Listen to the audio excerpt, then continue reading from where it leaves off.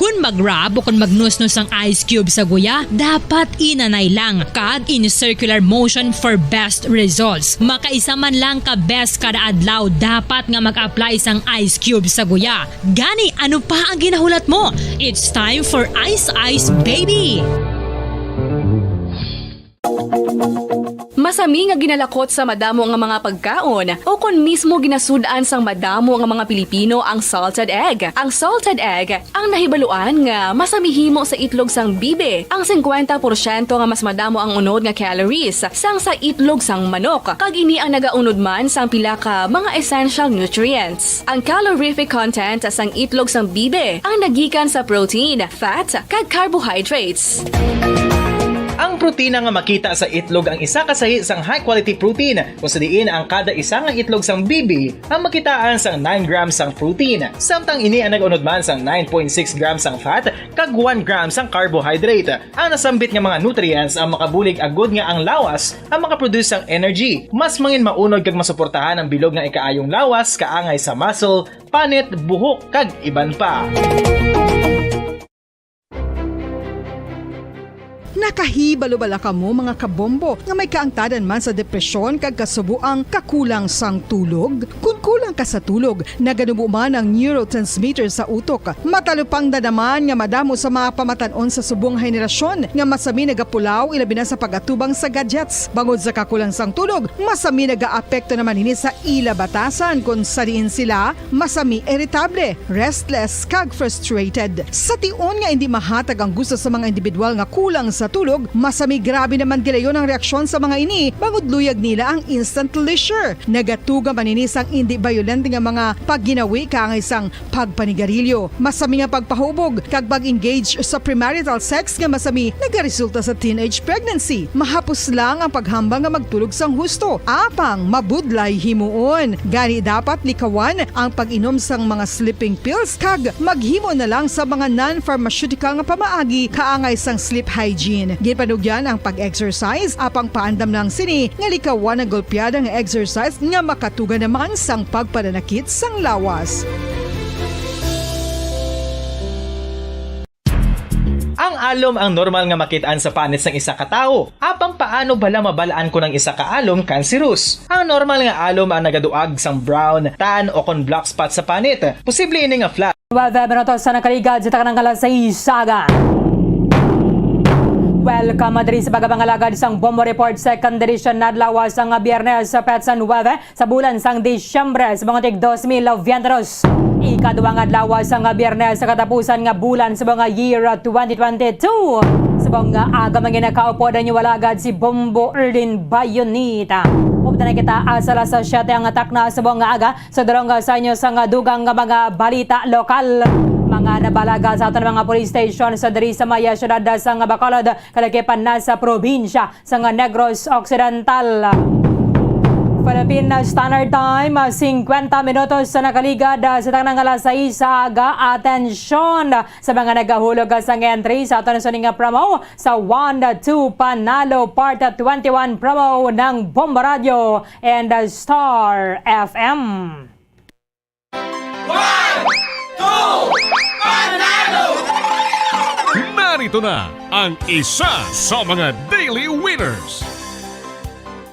Sa liwata sa oras ng 50 minutos sa nakaligad sa tanang alas 6 sa aga, yari nga ito sa ni unang daily draw winner para sa buong adlaw sang Biyernes. Magabato na sa 1,000 pesos nga balor sa premyo, 500 pesos nga cash, kag 500 pesos nga balor sa grocery goods na sulod sa balde sang Orocan. Siya nagamit sa Nescafe bilang proof of purchase. Taga Zone 4A, Talisay City. Barangay Zone 4A, Syudad sang Talisay. Congratulations sa Nenita Oxenia. Nenita Oxenia, ikaw ang aton sa nga winner sa bonga nga aga. Mera ka sang tubtubalas 12.50 karon sapon sa pag-claim sa imong premyo diri sa istasyon sang Bomba Radio. Magadala sang duha ka valid identification card. Iba photocopy mo nga daan pero dalon mo gid diri ang original nimo nga valid ID. Sa liwat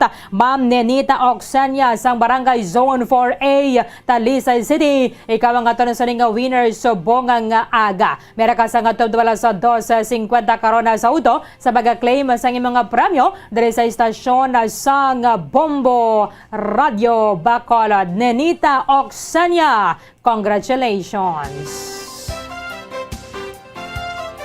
8 minutos ang nabilin natin sa alas 7 sa aga. Ginapreparara sa Bacolod Police Station natin ang kaso nga igapa sa Kabato kadiri sa mga alleged drug personalities na naman nga naaresto sa ginapatigayon ng drug buy-bust operation. Ang gining nadakpan na banwa na priso naman ini siya sa paruman nga kaso or sa lain naman nga kaso banwa, pero subong balik prisuan na naman kay nadakpan sa buy-bust operation. Bombo Carla may defensor sa report. Kamin.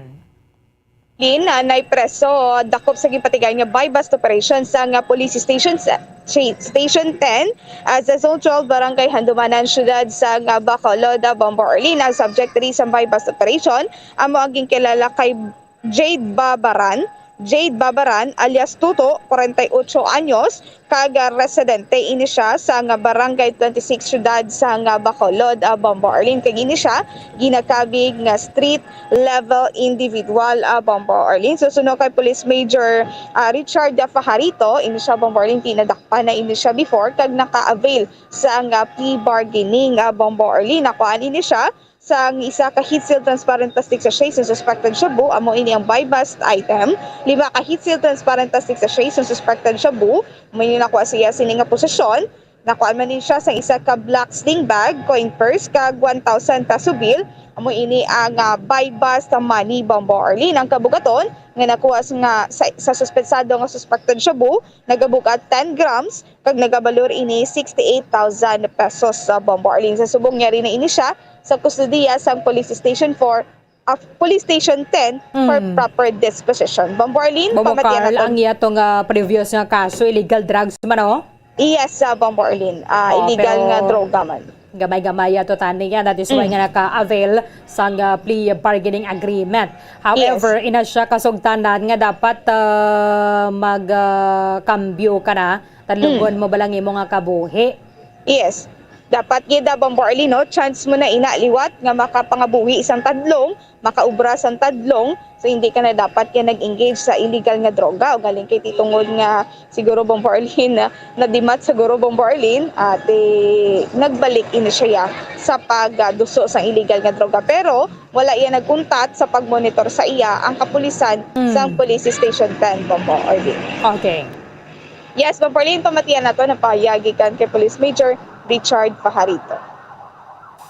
Gimpatigayon na munining buy-bust operation sa aton nga subject nga kay alias Bonbon, no, sa Barangay 26 no, Bacolod City. Gina-contact ini sa aton nga police o kun po surveyor no, nga makuha no, o kun mabakal sang items o kun shabu.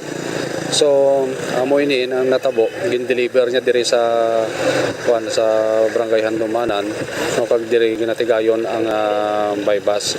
So nakuha naton ini sa isa no ka big hit cell suspected shabu kag 5 ka small hit cell no suspected shabu kag may iban pa nga mga paraphernalia. Yes no, kaagi na ini siya priso sa kaso man nga Republic Act 9165 no, section 5 and 11 no, kag ini nakagwa na sa prisuhan sang year 2020 kag suno man sa iya no, sa aton na pag-interview nga nakagwa ini siya paagi sa plea bargaining. Bombo Orlin. So fresh pa. Nataga na dyan sa balik gyapon sa dating gawi.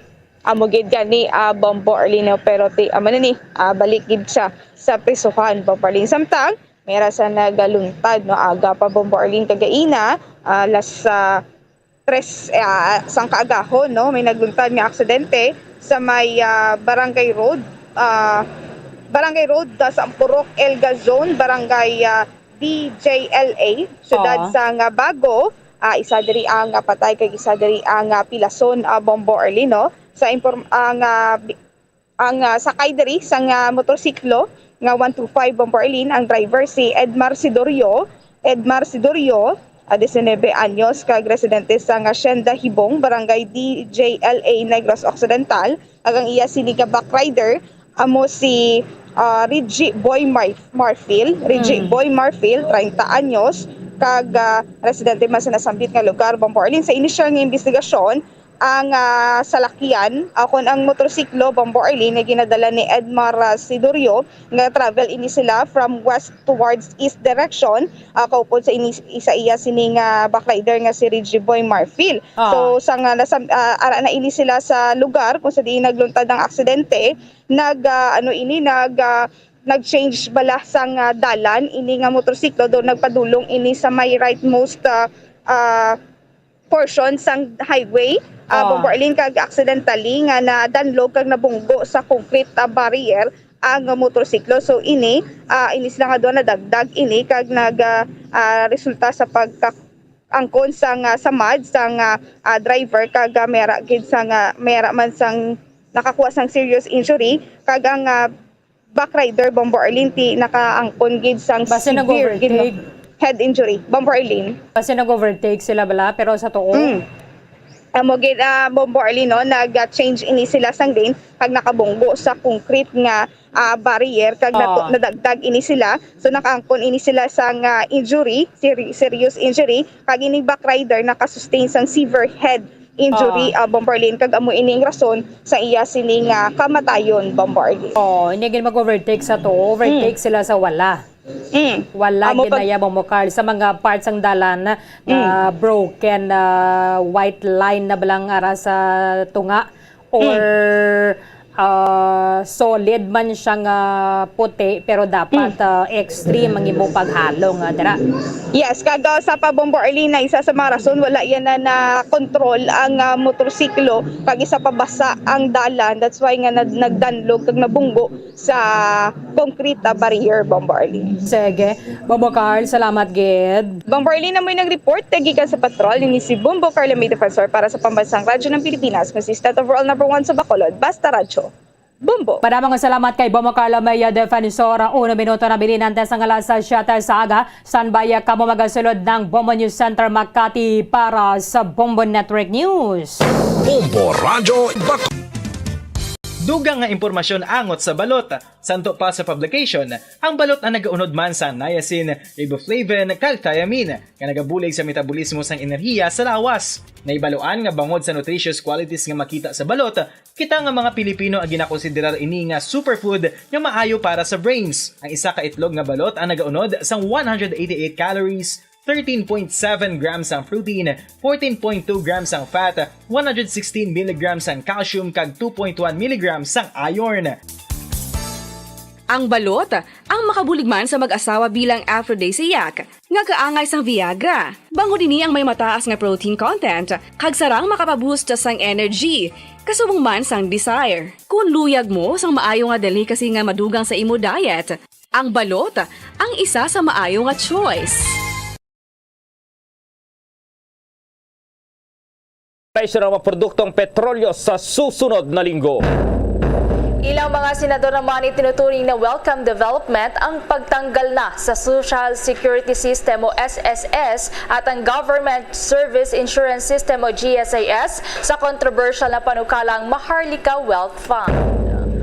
Samantala, ilang negosyante pinagtanggol naman ang Malacanang sa hindi makontrol na inflation rate. Itong external factor, mas malaki umano ang impact sa presyuhan sa merkado. Registration naman ng overseas voters magpapatuloy ngayong araw ayon sa Commission on Elections. Ang Pilipinas naman daw na nanatiling source at destination ng child trafficking. Ayon po yan sa United Nations Rapporteur. Ilang mga mambabatas binigyang pagkilala naman ng kauna-unahang nurse na nakapagbigay umano ng pinakaunang bakuna ng COVID-19 sa isang pasyente. Sa mga balita sa probinsya, itong Western Visayas nasa high alert dahil pa rin daw yan sa bird flu. Sa international news naman, si Pope Francis napaiyak nang isama sa pagdarasal nito ang mga nakakaawang kalagayan ng mga taga-Ukraine. Samantala, si US President Joe Biden naman ipinagmalaki ang pagpapalaya ng Russia sa basketball star na si Brittany Griner. Sa Tipag Sports, balitang Philippine National Football Team itong Ascals may bago ng head coach. At live nationwide via satellite mula sa Bombo News Center Makati at ngayon sa detalye ng ating mga balita. Posibleng magkaroon ulit daw ng bawas sa presyo ng petrolyo sa susunod na linggo. Ayon sa mga energy sources, tinatayang magkakaroon ng rollback na 2 pesos 46 centavos dito pa rin sa kada litro ng diesel habang 1 peso at 20 centavos naman itong tapyas sa kada litro ng gasolina. Itong oil price adjustment ay karaniwang inaanunsyo po yan sa araw ng Lunes at ipinatutupad naman kinaumagahan po o araw ng Martes. Samantala naman, hinangaan ng Philippine Chamber of Commerce and Industry o PCCI Executive ang pagiging bukas ng mga mambabatas sa isinusulong na Maharlika Fund. Ito ay matapos na tanggalin na ng mga mambabatas bilang mandatory capital source para sa Maharlika Fund ang Social Security System at ang Government Service Insurance System. Sinabi din ni Philippine Chamber of Commerce and Industry President George Barcelon na ang hakbang na mga ito na mga mambabatas ay maituturing daw na good development. Nagpapakita din lamang ito na bukas ang mga mambabatas sa anumang suhestyon at mga constructive pointers. Una na ding nagpahayag ang Philippine Chamber of Commerce and Industry o PCCI na pinakamalaking grupo ng mga negosyante dito sa ating bansa ng kanilang mga concern sa panukalang Sovereign Wealth Fund. Ito ay dahil na rin daw sa pagkuha ng mga resources mula sa mga revenue ng national government. Posible raw itong magkaroon ng epekto sa sustainability ng welfare system at financial standing na rin ng ating bansa. Kung maalala nga nito ramang araw ng Miyerkules, inanunsyo ni House Appropriations Panel Senior Vice Chairperson Stella Kimbo na isa rin sa mga may akda ng Maharlika Wealth Fund Bill na hindi na nila isinali ang GSIS at SSS sa funding sources ng Sovereign Wealth Fund. Ito ay matapos nga nilang ikonsidera ang pangamba daw ng mga pensioners.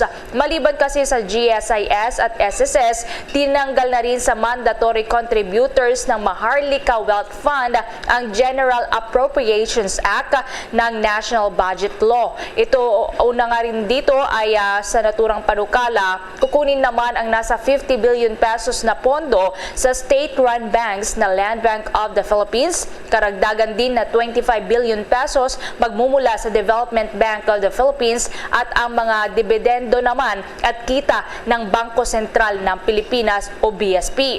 Sinabi din ni Kimbo na muli nilang siniguro kay BSP Governor Felipe Medalla na isang hindi sang-ayon sa Maharlika Wealth Fund na ang foreign currency reserves ng Central Bank ay hindi magagamit kundi ang kita lamang ng Bangko Sentral ng Pilipinas. Samantala, itinuturing naman ng ilang senador na isang welcome development din ang pag-amyenda sa panukalang batas na Maharlika Wealth Fund. Pinasalamatan po ni Senate Majority Leader Joel Villanueva ang kapwa mambabatas sa Kamara de Representantes sa pagdinig sa kanilang panawagan na huwag isama ang pension fund mula sa Government Service Insurance System o itong GSIS at ang Social Security System sa Maharlika Wealth Fund. Binigyang diin din ng senador ang pangangailangan na maprotektahan ang retirement funds at mga benepisyo ng ating mga kababayang manggagawa. Ipinanukala din ng mambabatas na gamiting alternatibong pagkukunan ng pondo ang revenues mula sa pagmimina at sa plastic industry. Una na rin sinabi ng mambabatas na isang magandang panukala itong Maharlika Wealth Fund. Subalit kailangan niya na maging maingat sa pagkukunan ng pondo at kung paano ito pangangasiwaan. Sa inamyendang panukalang batas nga, sa halip na GSIS at SSS ay sa Bangko Sentral ng Pilipinas na kukunin itong mga pondo, itong contribution para naman dito sa naturang panukala. Ang ilang negosyante naman na ipinagtanggol daw ang Malacanang dito pa rin sa hindi makontrol na itong inflation rate. Yan at iba pang mga detalye. Hatid ni Bombo Dennis Hamito. Naniniwala ang ilang negosyante dito sa mga ginagawang hakbang ng pamahalaan lalo na sa pagtugon sa inflation rate. Yan ay kasunod nga ng panibagong paglobo ng bilis ng pagtaas ng presyo ng mga bilihin at serbisyo dito sa ating bansa. At sinasabi nga nitong si ECO President Sergio Ortiz Luis na ito ay normal na nangyayari at mayor parte o malaking bahagi ay galing sa external factors. Kaya naman, ang Malacanang umano ay nakikita naman ang pagkilos dito sa mga ginagawang hakbang upang mapalago ang ating ekonomiya. Katunayan dito ang paglalabas ng pondo para sa pag-agapay doon sa mga poorest of the poor na siya umano ang pangunahing maaring gawin habang may mga benepisyo naman na inilalaan at incentives para doon sa nagbubuwis ng angkop at kinakailangan para sa kanila obligasyon. Kaya naman, kontento ang grupo ng mga negosyante dito sa ginagawang hakbang ng pamahalaan. Ang kailangan lamang umano ay mapanatili ang tiwala ng mga negosyante, lalo na at may mga pumapasok pa na mga banyagang mamumuhunan sa ating bansa. Sa pagtatapos nga ng taon ay inaasahan na magkakaroon umano ng impact ang mga padala galing sa iba't ibang mga bansa ng ating mga overseas Filipino workers, ngunit yan ay bahagi lamang ng ikatatatag ng ating ekonomiya at dapat pa rin mag-focus doon sa sariling produksyon dito sa ating bansa. Nangangahulugan na may mga role umano mula sa external side hanggang dito mismo sa ating bansa. At ang pamahalaan may malaking bahagi sa paghimok sa ating mga kababayan ukol pa rin sa pagpapatatag ng ating ekonomiya. Sa naging talumpati naman ni Pangulong Ferdinand Bongbong Marcos Jr., sinabi nito na hanggang sa kahuli-hulihang sentimo ay tinitiyak niya na magagamit ito para sa mga angkop na proyekto at hindi masasayang sa panahon ng kanyang termino. Narito pa ang bahagi ng pahayag ni Pangulong Ferdinand Bongbong Marcos Jr. This is something that we should truly be proud of. We must treat it with the care and with the respect that it deserves. Be assured that it is the policy of this administration to ensure that every peso and every centavo that the government spends in its programs and projects will be to the benefit of all Filipinos. Bahagi yan ng mensahe ni Pangulong Ferdinand Bongbong Marcos Jr. kaharap ang ilang economic managers na dumalo sa ilang aktibidad sa Palasyo Malacanang. So mamaya ay maglalabas naman ng hanay ng mga aktibidad ang Pangulo patungo doon sa Belgium kung saan ilang pulong ang kanyang dadaluhan at mananatili ng halos isang buong linggo. Kasama na siyempre yung araw ng paglalakbay at pagbalik dito sa ating bansa. Tinaasahan malaking investment na naman ang papasok sa ating bansa. Hindi man agad-agad pero inaasahan yan magsisimula sa pagpasok ng susunod na taon pati na ang iba pang mga oportunidad na maaaring mabuksan sa pamamagitan ng mga kahalintulad na lakad. Bombo Gerald? Bombo Dennis, dahil ito nga nagmamahal, mabilis yung inflation noong nakaraang buwan. Ngayong Disyembre ba, base sa mga nakaraang mga data kapag ganitong Disyembre, bibilis pa ba or mayroon pa bang pagmahal sa mga bilihin ngayong siyempre holiday season na Bombo Dennis? Yes, dun sa pananaw ng ilang mga negosyante ay halos conclusion nga, ika nga, no? Kung ano yung naging trend, ganun pa rin naman by December. Ang importante, ayon sa Pangulo, nababalanse ito. Nababalanse ng ibang factors. Well, negative talaga ang epekto pagka nagmamahal yung mga presyo ng mga paninda at syempre pati yung serbisyo. Pero ang kailangan umano, yung pambalanse sapagkat sabi nga ng Pangulo, hindi naman kontrolado ng pamahalaan talaga yung paggalaw ng presyuhan ng mga produkto dahil syempre yung raw material, halimbawa gatas, yung lata na ginagamit ay imported yan, Bombo Gerald. At kung ano yung presyo ng mga raw materials, ito total ito plus yung serbisyo na ginawa ang naturang produkto saka magka-come up dun sa talagang pinal na presyo ng isang produkto. So kung raw materials pa lang ay nagmahal na, wala silang choice kundi talagang tataas ang presyo. Ang kailangan lang ay may mga factors na magbabalanse dito at para manatiling stable yung ating ekonomiya. At kasama na umano dyan yung taas ng employment rate dito sa ating bansa. Kaya sabi ng Pangulo, hindi tayo abot sa recession. Tiyak yan, sabi ng Pangulo. Mahalagang naipaliwanag mo yan, Bomboden, sapagkat kapag bumibilis ang inflation, walang ibang nasisisi kundi itong ating pamahalaan, ating gobyerno, Bomboden. Well, siyempre, minsan may factor din naman talaga na kumbaga pananagutan din ng gobyerno sa ilang pagkakataon sapagkat kung hindi gagawa ng hakbang, ay tuloy-tuloy naman ito. Ang kailangan din makontrol, Bombo Gerald, maagapan. Kung may mga measure na kinakailangan gawin, ay dapat at higpitan. Kasi yung overpricing minsan, kung papabayaan ng gobyerno, talagang lolobo ng husto yung presyo ng mga produkto at pati na yung serbisyo.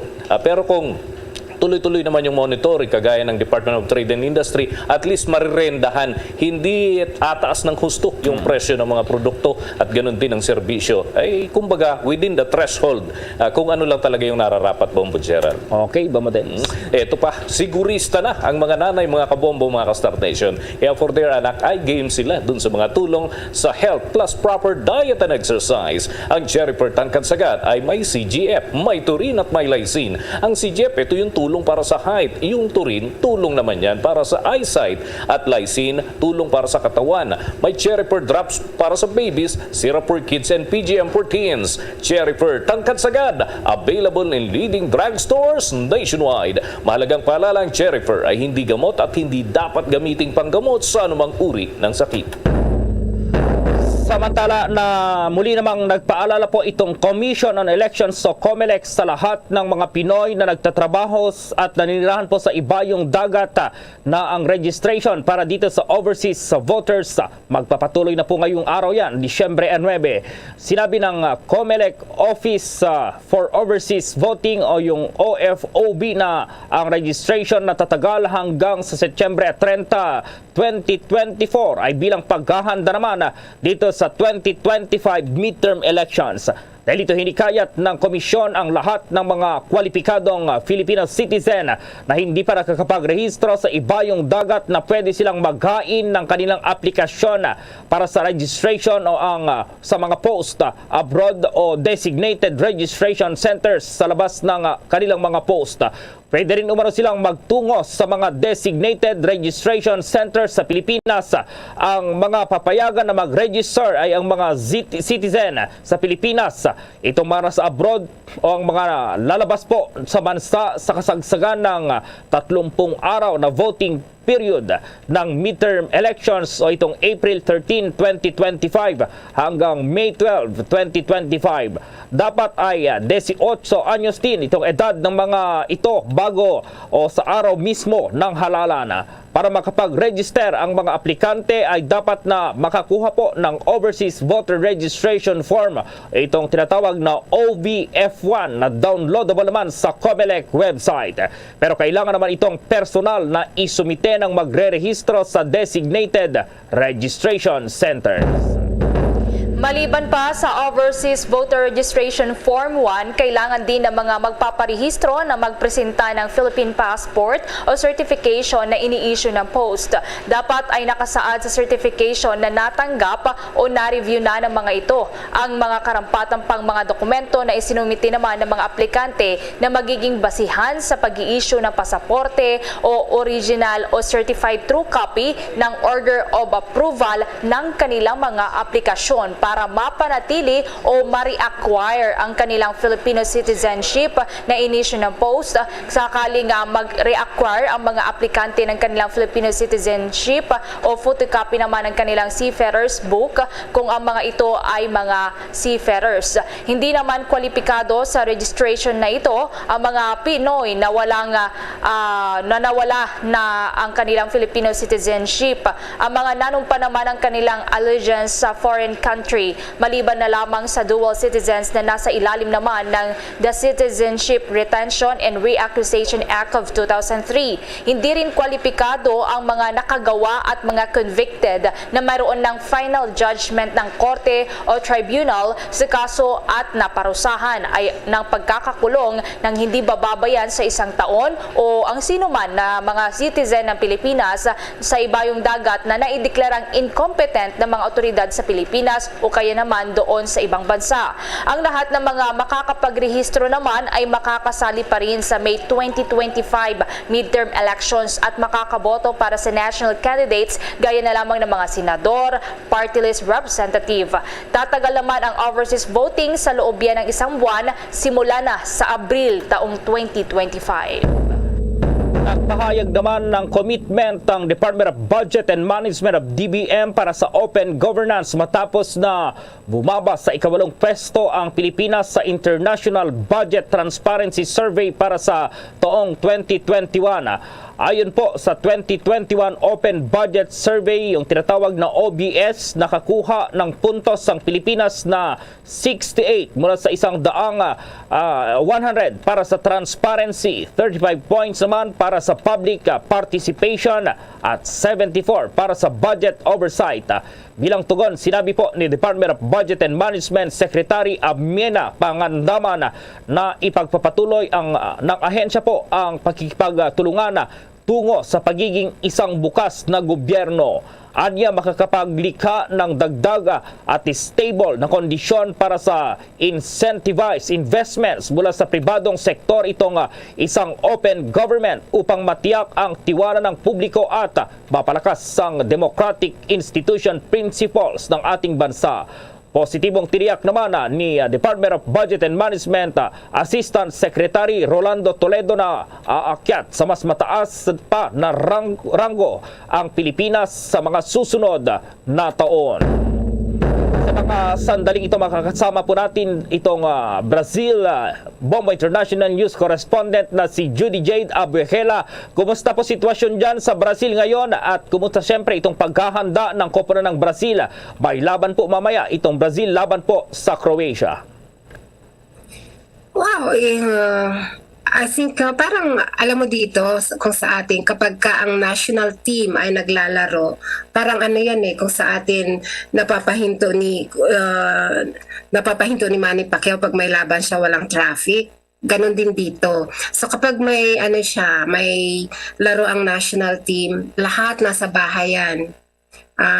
Tahimik ang road and no traffic and kapag ganyan may laro, national team, walang pasok yan.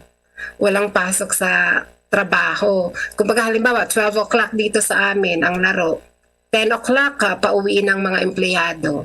So, they really give that, they take that opportunity na mag-cheer sa kanilang national team. Kumusta naman po yung suporta sa ngayon ng mga taga-Brazil sa koponan na numero 1 po yan sa buong mundo pagdating sa football? Well, actually, Brazil, it's a powerhouse when it comes to football. So, it's really 100% support and lahat yan. Kumbaga, if you are an athlete here, marami talagang support na binibigay ng government. Even just dito kahit hindi ka hindi ka naglalaro sa national team. Dito, kumbaga, ang daming support.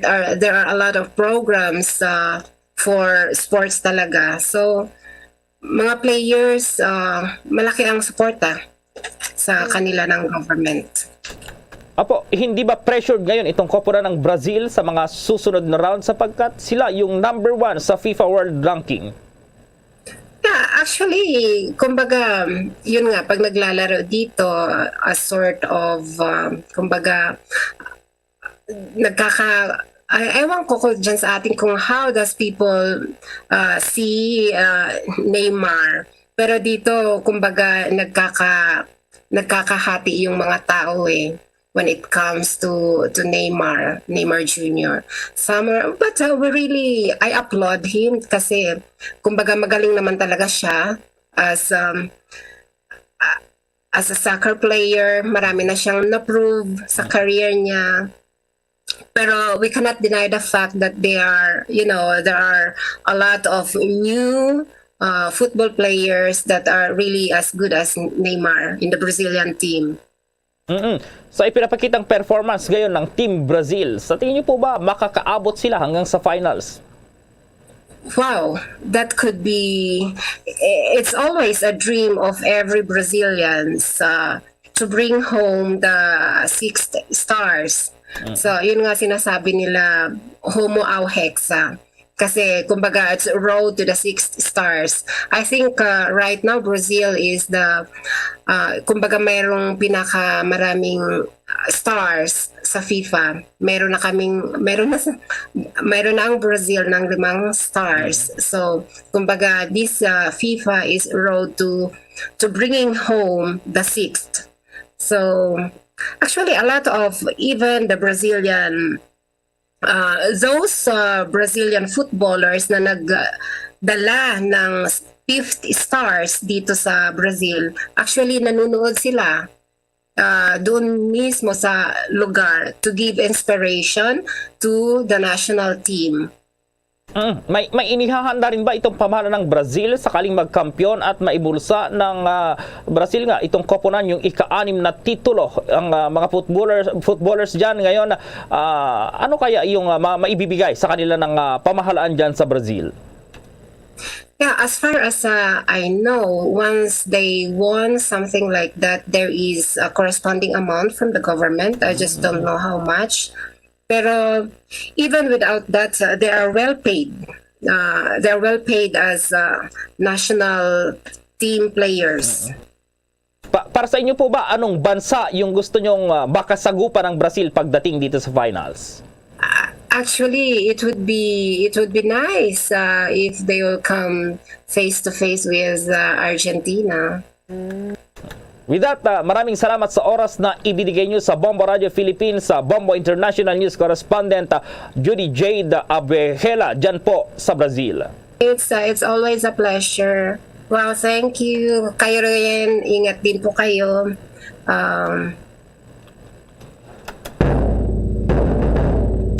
Bombo Sports News.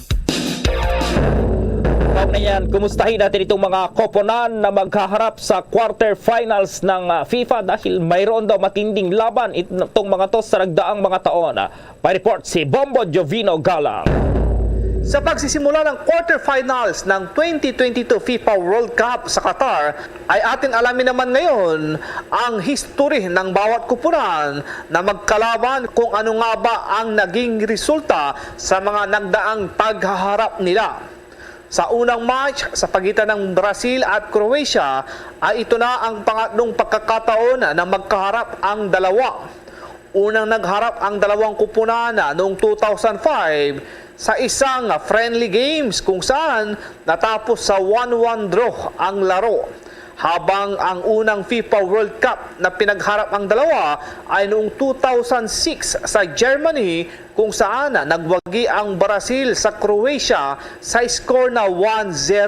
At ang huling pagkakataon na nagharap ang dalawa ay noong 2014 nang talunin ng host country ng Brazil ang Croatia sa score na 3-1 sa opener game. Pinakamataas na nakamit ng rank number 12 na Croatia ay nang maging runner-up sila noong 2018 World Cup kung saan nagkampiyon dito ang France, habang ang rank number 1 na Brazil ay 5 beses na silang nagkampiyon ng World Cup. Nakapasok ang Croatia sa quarterfinals sa pamamagitan ng penalty shootout laban sa Japan, habang ang Brazil ay tinalo ang South Korea sa score na 4-1. Gaganapin ang laban ng dalawa mamayang alas 11 ng gabi sa Education City Stadium sa Qatar.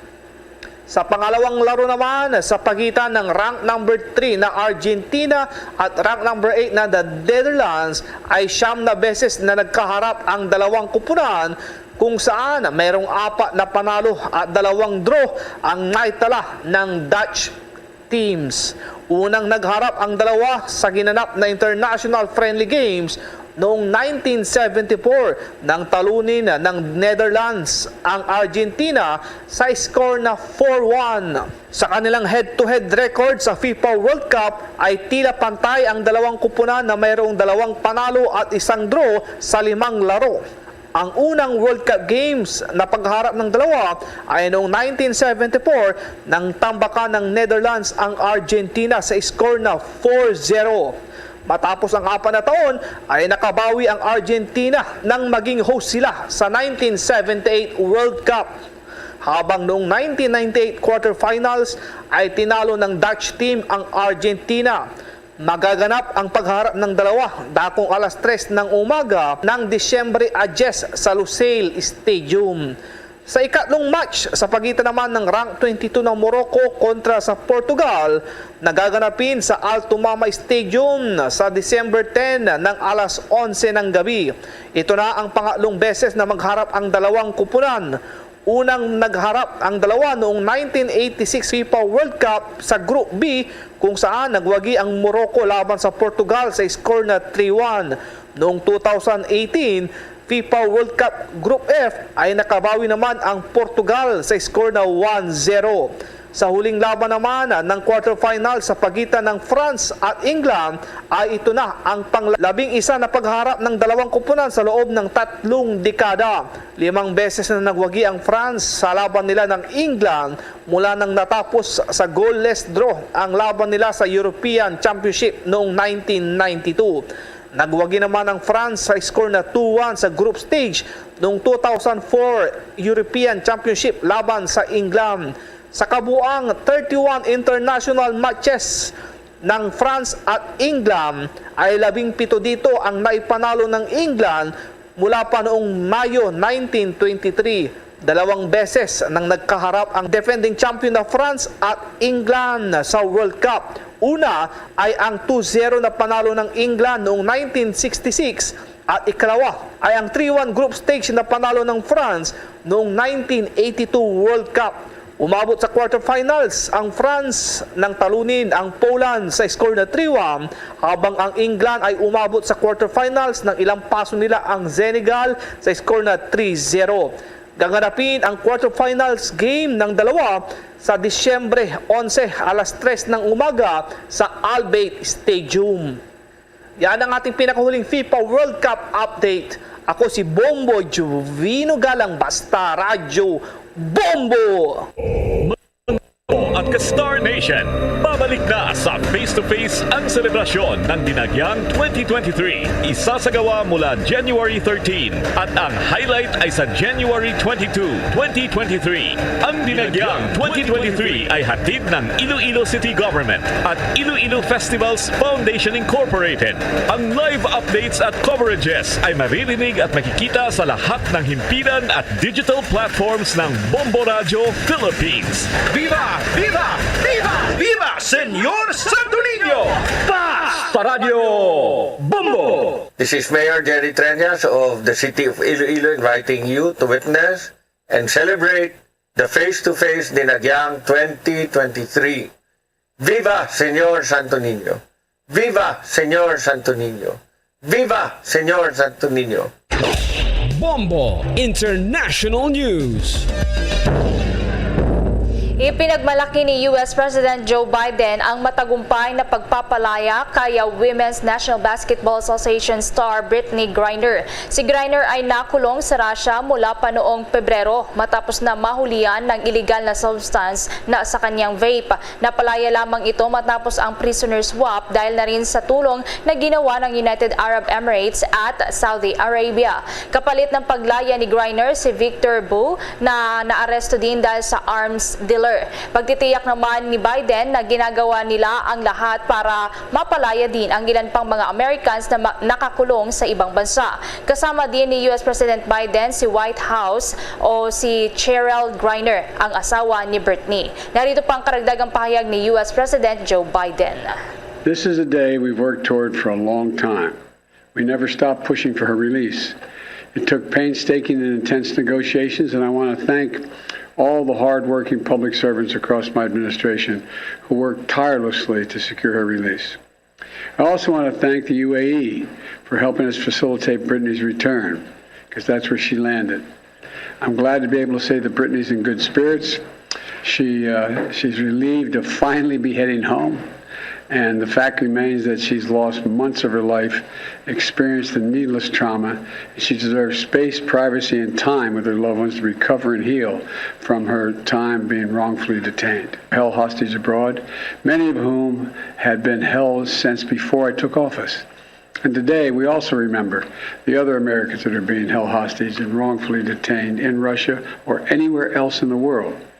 Reuniting these Americans with their loved ones remains a priority for my administration, every person in my administration involved in this. Yan ang pahayag ni U.S. President Joe Biden. Samantala, naniniwala ngayon ang United Nations Rapporteur na nanatiling source daw at destination ng Pilipinas ng child trafficking at sale. Ayon kay United Nations Special Rapporteur on Sale and Sexual Exploitation of Children, Mama Fatima Singhate, ito ay base na rin sa kanyang preliminary findings kasunod ng kanyang 11 araw na pagbisita sa iba't ibang lugar dito sa Pilipinas. Dagdag po ni Singhate na mayroong umanong kakulangan sa explicit legal provision para mapasurusahan po itong exploitation ng mga bata para sa travel at tourism. Sa panig naman ni Justice Secretary Jesus Crispin Remulla na siyang nakapulong at nagkaroon pa ng courtesy call kay Singhate, sinabi nitong nagbigay na siya ng official letter sa rapporteur para masabihan itong gagawin ng gobyerno ang lahat ng kanilang makakaya para matugunan itong naturang issue.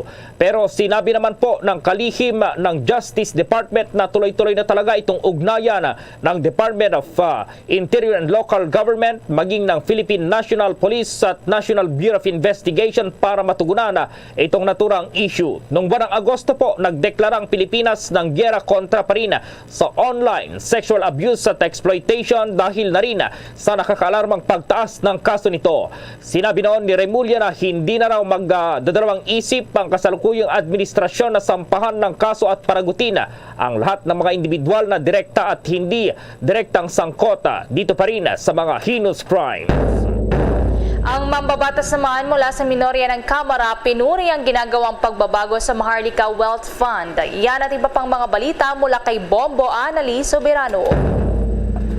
Welcome development para kay Senior Deputy Minority Leader Paul Dasa ang ginawang pagbabago ng House leadership sa panukalang Maharlika Wealth Fund. Pinuri ni Dasa ang liderato ng Kamara sa pangunguna ni House Speaker Martin Romualdez sa desisyong amyendahan ang ipinapanukalang Maharlika Wealth Fund. Kasunod ito ng anunsyo na hindi na isasama ang Social Security System at Government Service Insurance System bilang source ng paunang puhunan ng Maharlika Wealth Fund. Una nang sinabi ng mambabatas na hindi siya tutol sa Maharlika Wealth Fund. Ngunit maaaring hindi anya ito ang tamang panahon para isulong ang nasabing panukala. Muli namang inihirit ng mambabatas na alisin na rin sa funding source ng Maharlika Wealth Fund ang national budget. Sa naging pahayag naman ni Marikina Representative Stella Kimbo na isa sa may akda ng panukala, sinabi nito na maliban sa Social Security System at Government Service Insurance System ay kinukonsidera na rin nilang alisin ang national budget bilang bahagi ng Startup Fund. Apela naman ni Dasa, kailangan madaliin ang pagpasa ng panukala. Ayon sa Economist Solon, malaki ang naging ambag din sa pagbabago ng panukala ang isinagawang mga dialogue, stakeholder discussions at expert consultations. Dagdag pa ng mambabatas, kailangan ding pag-aralan ng mabuti ang nasabing panukala. Samantala, isinusulong naman sa Kamara ang panukalang Act Instituting Reforms in Real Property Valuation and Assessment in the Philippines and recognizing the local Bureau of Finance and appropriating funds therefore. Ang nasabing panukala ay isa sa mga priority measure ng administrasyon ni Pangulong Bongbong Marcos. Una nang inaprubahan ang nasabing panukala sa komite at inakyat na ito sa plenaryo. Sa sandaling maging ganap na batas, ang panukala ay magkakaroon na ng standard procedure sa pagbubuwis sa mga real property. Pakinggan natin ang pahayag ni Representative Jonathan Keith Flores.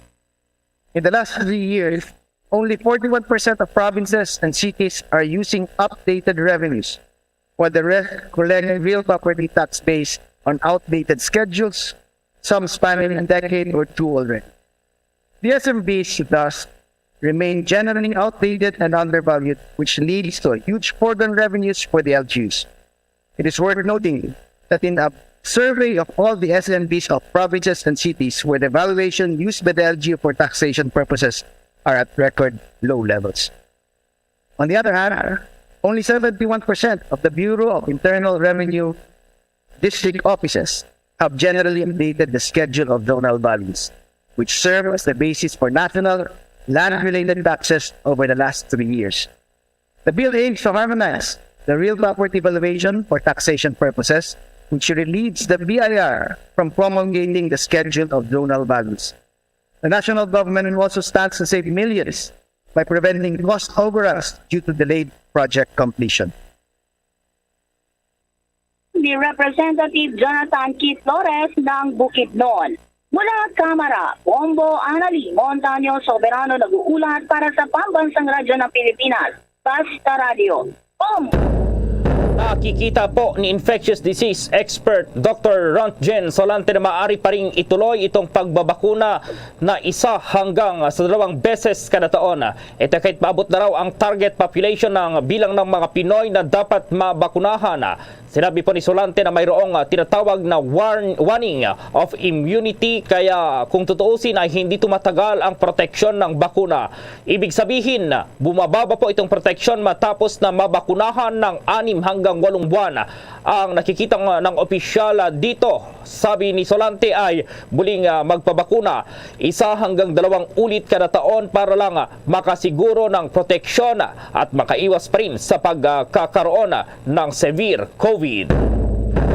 Humingi naman ngayon ng paumanhin ang Manila Water Company o Manila Water sa mga residente ng Cainta sa Rizal at Mandaluyong dahil na rin sa mararanasang water interruption ngayong araw maging sa Desyembre at 13 at 14. Ayon kasi sa Manila Water, ito ay dahil na rin sa service improvement activities sa bahagi po yan ng naturang mga lugar. Ang bahagi po ng Barangay Santo Domingo sa Cainta, Rizal ay nakaranas ng water interruption kagabi pa hanggang alas 4 kaninang madaling araw. Apektado rin ng water interruption ang ilang bahagi ng Barangay Hulu, partikular na sa may Purok at 32 hanggang 38 at Purok 48 to 60. Doon po yan sa Mandaluyong City mula alas 10 ng gabi ng Disyembre at 13 hanggang alas 4 ng madaling araw ng December 13. Doon po sa may Blooming Treat dahil sa leak repair na rin. Inabisuhan ang mga water company ng mga residente sa mga apektadong lugar na mag-ipon ng sapat na tubig bago ang water interruption. Paliwanag pa ng water company na ang isasagawang maintenance ay para mapabuti pa ang serbisyo nila para sa mga consumers. Sa sandali namang maibalik na ang water service, ang mga apektadong customer ay inabisuhang buksan lamang ang kanilang mga gripo hanggang sa malinis na ang lumabas na tubig. Sa mga sandali ito po, makakasama po natin itong si Subic Bay Metropolitan Authority Chair Roland Paulino Sr. Magandang umaga po. Live na po tayo sa Bombo Radio Philippines nationwide, worldwide. Good morning po Sir Gerald. Good morning po sa lahat po ng mga kababayan natin nakikinig at nanonood worldwide. Good morning po. Una po sa lahat, ano po ang posisyon ninyo dito sa sinasabing pagbabalik daw ng base militar naman dyan sa Subic? Well, para sa amin naman po ay welcome naman po yan. Alam niyo naman, matagal po namin nakasama yan dito sa Olonga po, sa Subic, ang mga Amerikano. At siyempre kung ano po yung i-decide na national government, susunod lang po kami. Siguro po para sa kabatiran ng ating mga tagapakinig na hindi naabutan itong US bases dyan sa Subic, pakikwento naman po itong patungkol dito, lalo at marami tayong mga listeners po na mga kabataan po, sir. Well, actually po, yung mga bagong bata ngayon, hindi na nila alam because it's been magmula po noong November 24, 2022, bali 30 years na pong nawala yung mga Amerikano rito. Pero alam nyo, karamihan po sa mga bata rito, halos lahat naman ng mga magulang nila, mga lolo at lola nila ay nakapagtrabaho sa Amerikano. Kaya halos karamihan naman po ay naikukwento sa kanila kung ano ang buhay noong panahon ng pasinabas sa Olonga po at dito sa Subic. Kaya karamihan po naman dito ay welcome sa kanila yung pagbabalik po kung sakali ng ng basinabal po. Para sa inyo po, ano yung advantage at disadvantage kaya ng pagbabalik ng naval base ng US dito sa Pilipinas? Actually, ako po, nakikita kong advantage yan. Alam nyo, gumagastos ang gobyerno natin, ang national government, ang local government para kumuha po ng mga turista, para mag-attract ng mga turista pupunta. Ito, automatic po to, mga ilang buwan nakabarko to. So pagdating dito niya, gagastos yan, mamimili. O kung hindi man magpayagan sila na magkaroon ng liberty po ang tawag doon sa magpayagan sila mag-ikot dito sa Subic o sa Olonga po. Yung pong kasi po, yung gagawin po nila, magtatayo sila ng ship repair. Alam niyo naman po, ang ship repair, isa sa pinakamagagaling pagdating po sa ship repair, ay yung mga manggagawa po rito. Alam naman, galing yung mga Pilipino rito sa Hanjin. Yung pinakamalaking gawaan po ng barko, hindi siya ship repair, shipbuilding. Pero kaya nga po, ito ay dagdag na trabaho para sa lahat. Ang mandato naman po ng Subic Bay Metropolitan Authority o ng SBA, hindi naman para kumita ng kumita. Ang mandato po namin ay para magkaroon po at mag-generate po ng maraming employment. Opo, ang aking partner si Bombo Everly may katanungan din na go ahead Bombo Everly. Yes, sir, kung mayroon po kayong datos dyan ngayon, kung ilan po dati yung nawala ng trabaho nung nag-stop po itong operasyon ng military base dyan po sa Subic, at kung ilang trabaho na rin po ang kaya may offer kapag once na ito po ay nagbukas na? Well, gusto ko lang po i-correct. Hindi naman po siya magkakaroon po na hindi siya magkakaroon ng military base. Magkakaroon po tayo ng ship repair facility na pwede po para sa mga military, sa mga kahit na po civilian o yung mga merchant ship, pwede po yung mga military ships.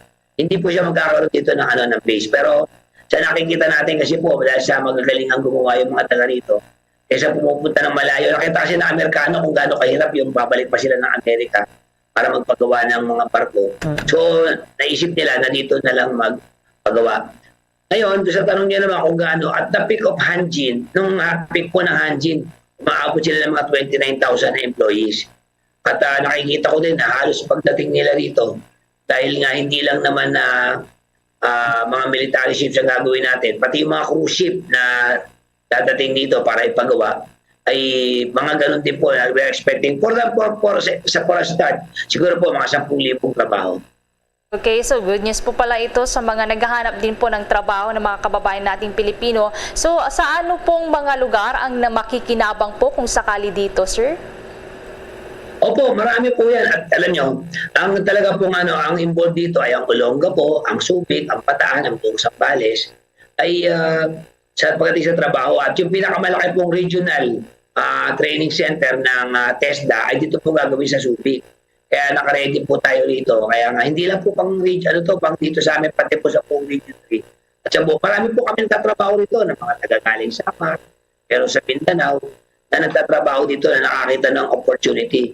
Ako naman, basta't maraming trabaho na ibibigay at maraming turista papasok, ay lagi pong welcome dito sa atin. At pinapangako naman natin sa kanila yung stability po at saka yung peace and order.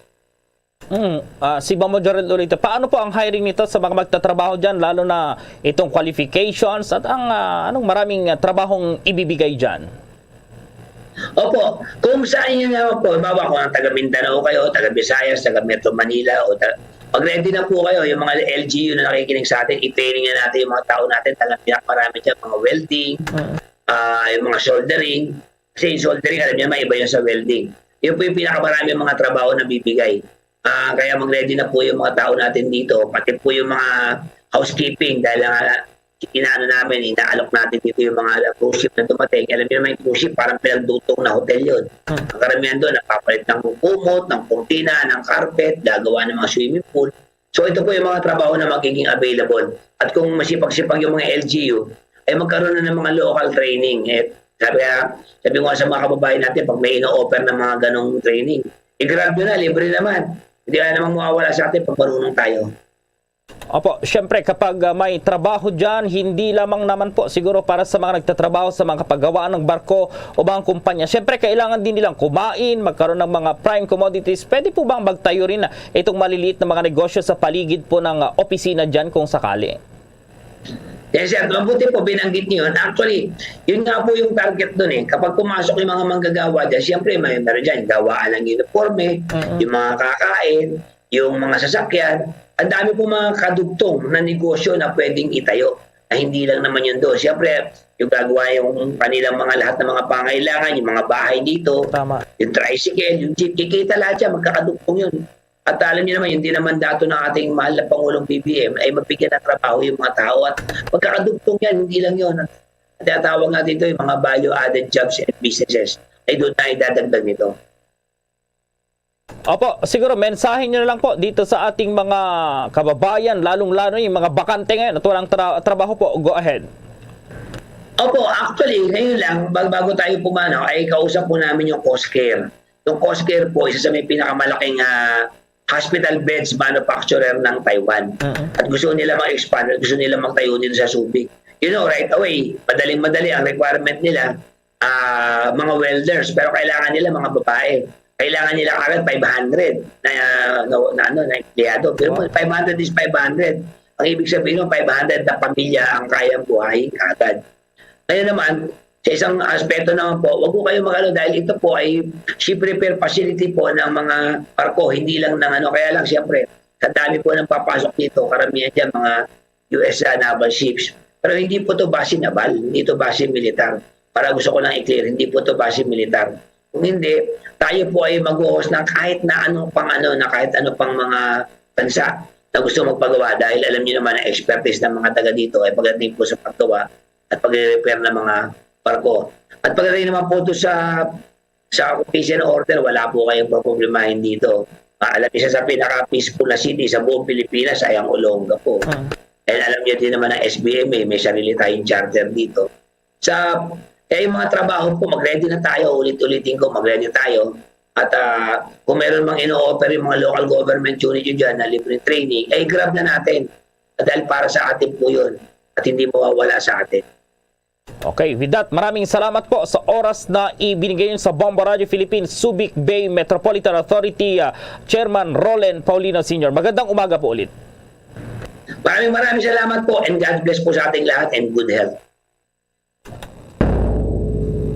Ang saya ng Pasko nang dahil sa'yo. Merry Munchkin, Merry Christmas, Merry Christmas, Merry Munchkin to you.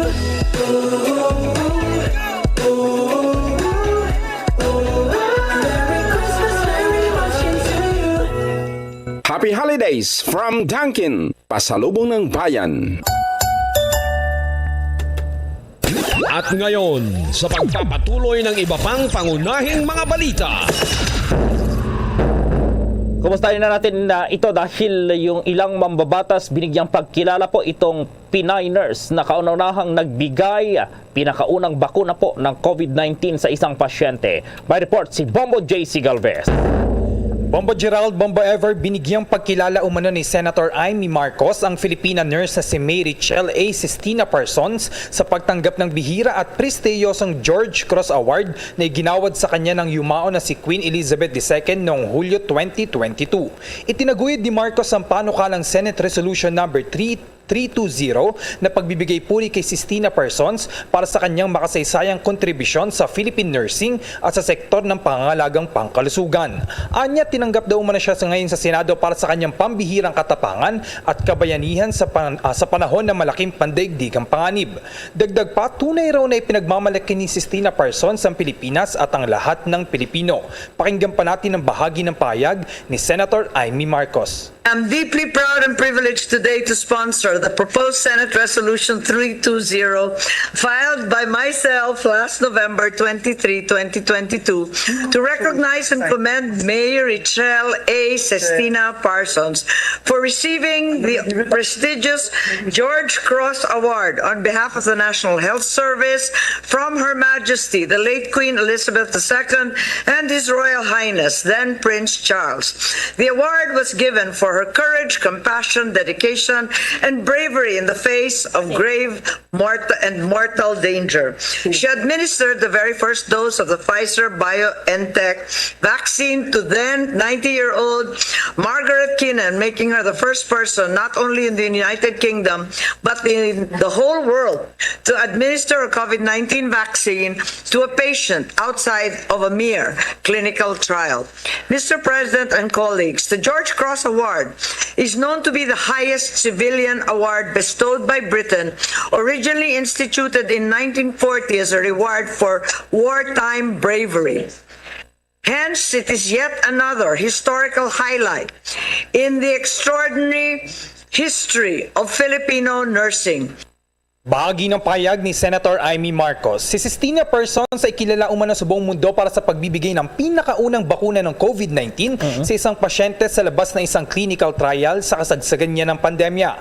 Siya ay kasalukuyang matron for respiratory services sa University Hospital sa Coventry at Warwickshire sa England, United Kingdom. Dagdag pa, ang George Cross Award ay ang pinakamataas sa parangal ng sibilyan na ipinagkaloob ng Windsor Castle at ibinibigay ito umano bilang parangal sa katapangan, pakikiramay, dedikasyon ng mga kawani ng National Health Service o NHS sa kabila ng mga panganib na dulot ng pagiging frontliners. Ito umano ang pangatlong beses na iginawad ang George Cross sa loob yan ng 74 na taon ng pagkakaloob nito. Para sa Bombo Network News, ako si Bombo JC Galvez nag-uulat para sa pambansang radyo ng Pilipinas. Basta Radyo, Bombo! Ilang estudyante naman pabor sa hindi sa pilitang kontribusyon ng selebrasyon ng mga Christmas party ngayong buwan. Alamin natin ang buong detalye ng balitang yan mula kay Bombo Chilem Prido. Sumang-ayon ng ilang mga estudyante hinggil pa rin sa usapin ng sapilitang kontribusyon bilang paghahanda sa mga Christmas party. Una nang sinabi ni Department of Education Secretary at Vice President Sara Duterte ang guidelines na walang sapilitan ng kontribusyon sa mga magdaraos ng Christmas party sa opisina man o sa mga paaralan. Ayon pa sa kanya, ang pagdiriwang ng Pasko ay dapat na maging simple ngunit makabuluhan at dapat rin na naisaisip ang tunay na diwa nito. Sa panayam ng Bombo Radio Philippines sa ilang mga estudyante, alam daw nila kung gaano na ang hirap ng buhay at mahal ng gastusin ngayon, kaya sana raw ay voluntaryo na lang ang contribution sa gaganapin na Christmas party. Ayon kay Angel May Castillo, nakakaluwag man daw silang magpapamilya, may ilan naman daw siyang classmate na hindi ganoon kapera, kaya sana raw ay kung ano lang ang maiambag ay tanggapin na lang ng paaralan. Pakinggan natin ang kanyang saloobin. Sa akin po, kasi po syempre di ba may iba po tayong mga ibang kasamahan po na hindi po ganun po. Parang isa din po nila sa buhay is hindi po ganun po sila mapera, ganun po. Parang wala pong kakayahan. Siguro po para sa akin, yung katamtaman lang po na contribution, kung ano lang po kaya nila ibigay, yun lang po. Kasi may iba rin po silang pangangailangan na need po, na kailangan po nilang bilhin, mga pagkain, ganun po. Kaya imbes sa contribution nila, pwede po nilang pangkain na lang, ganun. For me po, yung diwa po ng Pasko is, parang pagsasama-sama lang po, yung pamilya po namin, as long as magkakasama po kami, yun po, okay na po yun sa akin, masaya na po ako din. As long as wala pong may sakit, ganun. Itong si Jamie Rosales naman, kung ano lang daw ang kayang ibigay ay yun na lang daw ang ibabahagi niya. Mahirap ding pilitin yung mga wala namang maibigay. Pwede naman umano magluto na lang para may ipangpalit sa pang-contribution. Pakinggan natin ang naging kanyang pahayag. Sa tingin ko naman po, di naman po kasi siya mandatory kasi pag tuwing Christmas party, nasa inyo naman po kung gusto niyo maghanda or exchange gifts lang po or like outing na lang, lalabas na lang po. Pero po kasi, tawag dito, desperate measures din po kasi minsan may iba din na walang pang-contribute. Kaya okay lang naman po kahit kaunti lang yung maka-contribute. Basta meron naman po handa. Yung kaya lang po. About love, yung pag-cherish sa mga families, sa mga friends, tapos yung pupunta ka sa probinsya, bibisita tayo may mga lola-lola mo. Tapos parang mag-get in touch po. Yan, kasama-sama. Mga kabombo at ka-Star Nation, binigyang diin rin ng Department of Education na kung maaari ay gamitin na lang ang mga lumang dekorasyon noong nakaraang Pasko. I-recycle na lang umano ang mga ito kaysa bumili pa ng bago. Lagi rin dapat isaisip ang diwa ng Pasko ay pagmamahalan at pagbibigayan. Para sa Bombo Network News, ito si Bombo Chilem Prido nag-uulat para sa Pambansang Radyo ng Pilipinas. Basta Radyo, Bombo! Ang Western Visayas nasa high alert daw dahil sa bird flu. May buong detalye ang Bombo Radio Iloilo. Nasa high alert na ang Western Visayas matapos na itala ang pinakaunang kaso ng avian influenza o bird flu. Ayon kay Engineer Jose Albert Barugo, officer in charge ng Department of Agriculture Western Visayas, ang pinakaunang kaso ng avian influenza type A ay natala sa Roa City, Capiz, ngunit ang origin ng manok ay mula sa Luzon. Nagpositibo sa influenza virus ang 5 sa 10 serum samples na pinadala ng Regional Animal Disease Diagnostic Laboratory at confirmatory test sa Bureau of Animal Industry.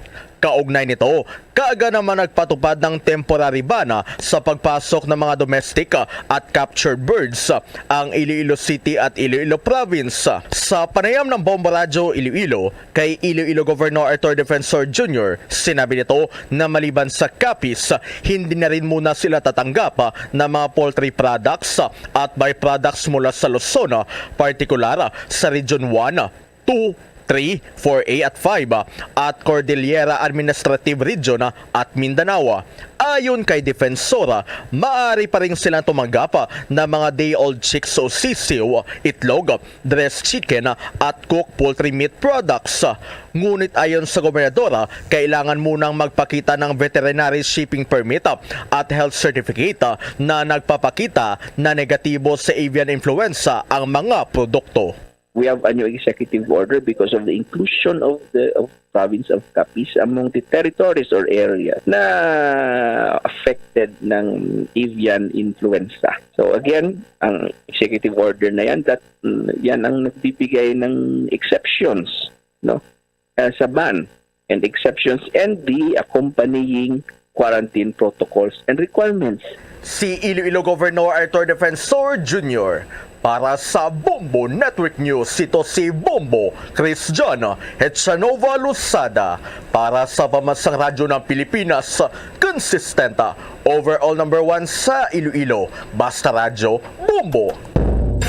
Bombo Foreign Exchange Update. Sa palitan po ng piso kontra dolyar, ang isang US dollar sa ngayon ayon sa Bankers Association of the Philippines katumbas ng 55 pesos 45 centavos. Para sa ibang currencies, ayon naman sa Bangko Sentral ng Pilipinas, ang isang Hong Kong dollar sa ngayon katumbas ng 7 pesos 20 centavos, ang Singaporean dollar 41 pesos at 23 centavos, ang Saudi Arabian Rial 14 pesos at 90 centavos, habang ang Euro 58 pesos at 65 centavos. The Bombo Foreign Exchange Rate Update is brought to you by Queen City Development Bank. Samantala, dahil sa kinarap ng buong mundo ang COVID-19 pandemic, samahan niyo po kami sa isang panalangin. Narito ang Orasyo Imperata. Merciful and compassionate Father, we confess our sins and we humbly come to you to find forgiveness and life. We come to you in our need to seek your protection against the COVID-19 virus that has disturbed and claimed many lives. We ask you now to look upon us with love and by your healing hand, dispel the fear of sickness and death, restore our hope, and strengthen our faith. We pray that you guide the people tasked to find cures for this disease and to stem its transmission. Bless the efforts to use the medicines developed to end the pandemic in our country. We pray for our health workers that they may minister to the sick with competence and compassion. Grant them health in mind and body, strength in their commitment, protection from the disease. We pray for those afflicted. May they be restored to health. Protect those who care for them. Grant eternal rest to those who have died. Give us the grace in these trying times to work for the good of all and to help those in need. May our concern and compassion for each other see us through this crisis and lead us to conversion and holiness. Grant all these through our Lord Jesus Christ, your Son, who lives and reigns with you in the unity of the Holy Spirit, God, forever and ever. Amen. We fly to your protection. O Holy Mother of God, do not despise our petition in our necessities, but deliver us always from all dangers. O glorious and blessed Virgin. Amen. Our Lady, health of the sick, pray for us. Saint Joseph, pray for us. Saint Raphael the Archangel, pray for us. San Roque, pray for us. San Lorenzo Ruiz, pray for us. San Pedro Calungsod, pray for us. This Christmas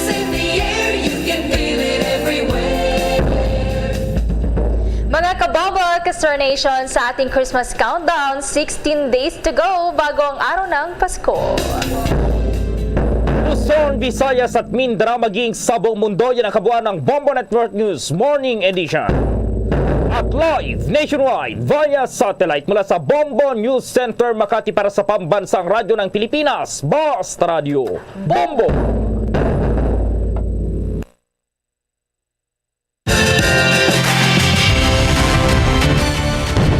Bombo kahit kanino sa atin nagbibigay saya. Kahit kaano ang maibigay, ang tulong mo na may tunay. Bombo kahit kanino nangangailangan ng tulong. Pamasko para sa iyo ang aming lingkod. Maligayang Pasko sa lahat, Star FM at Bombo Radio.